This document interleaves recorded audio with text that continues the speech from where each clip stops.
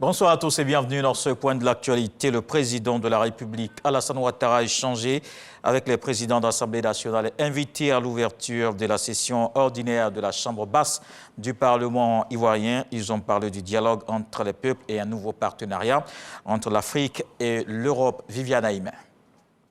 Présent à Abidjan dans le cadre de la tenue ce lundi 3 avril de la 14e conférence des présidents de parlement de la région Afrique de l'APF, l'Assemblée parlementaire de la francophonie, lequel événement était couplé avec l'ouverture, toujours ce lundi, de la session ordinaire au titre de l'année 2023 du Parlement ivoirien.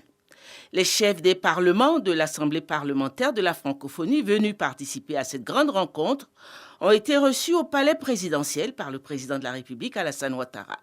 Ils étaient conduits par le président de l'Assemblée nationale ivoirienne, Adama Bictogo. À l'invitation du président Bictogo, il y avait aujourd'hui à l'Assemblée nationale ivoirienne 26 pays représentés avec de très nombreux présidents d'Assemblée.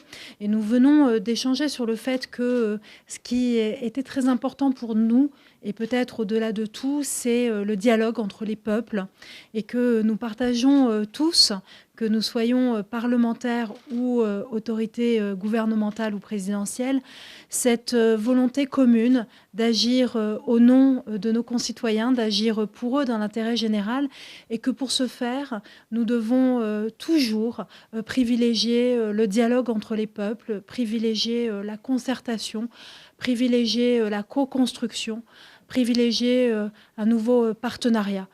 Et donc, c'est tout cela que nous venons de partager avec le président Ouattara, qui nous a rappelé à quel point son pays, la Côte d'Ivoire, était honoré aujourd'hui de recevoir autant de présidents de parlement, amis et frères.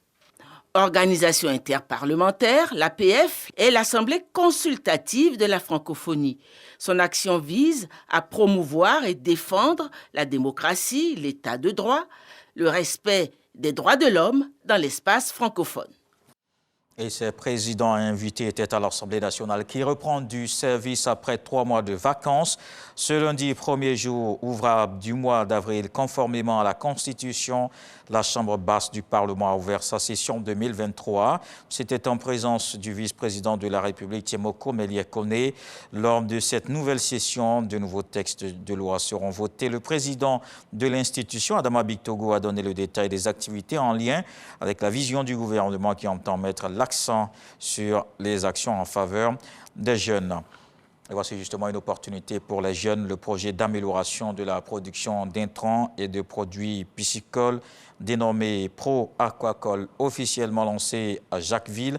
Pro Aquacole va durer 3 ans et coûter 3 milliards de francs CFA avec à la clé la création de 6 000 emplois stables. Entre autres objectifs, encourager la pratique de l'aquaculture en Côte d'Ivoire. Une centaine d'Ivoiriens sont rentrés du Niger. Ils ont passé plus de 8 mois dans ce pays d'accueil. Ces compatriotes ont tenté d'immigrer clandestinement dans les pays d'Europe, accueillis après avoir échoué grâce à l'OIM et l'État de Côte d'Ivoire. Ces Ivoiriens ont pu rejoindre Abidjan. Dans le reste de l'actualité, les prix du pétrole bondissent ce lundi après l'annonce surprise par plusieurs grands producteurs. Le baril de Brent, la référence mondiale, part pour 84 $. L'Irak, l'Algérie, l'Arabie Saoudite, les Émirats Arabes Unis, Oman, le Koweït vont réduire leur production dès le mois de mai. Cette décision est présentée comme une mesure de précaution pour stabiliser le marché, une baisse qui laissait entrevoir un répit sur le front de l'inflation. Moscou estime aussi que ces coupes sont dans l'intérêt du marché mondial. On termine avec l'armée russe qui n'a fait état d'aucune avancée à Bakhmout dans son dernier point quotidien ce lundi. Pourtant, le patron du groupe Wagner a revendiqué la prise d'un bâtiment clé de cette ville à l'épicentre des combats dans l'est de l'Ukraine. L'état-major de l'armée ukrainienne, de son côté, a affirmé que les assauts russes étaient repoussés à plusieurs reprises ces derniers mois. Le groupe Wagner a revendiqué des avancées militaires qui n'ont pas été confirmées par le ministère russe de la Défense. Voilà pour le point de l'actualité. La suite avec les infos régionales. On se retrouve à 20 h.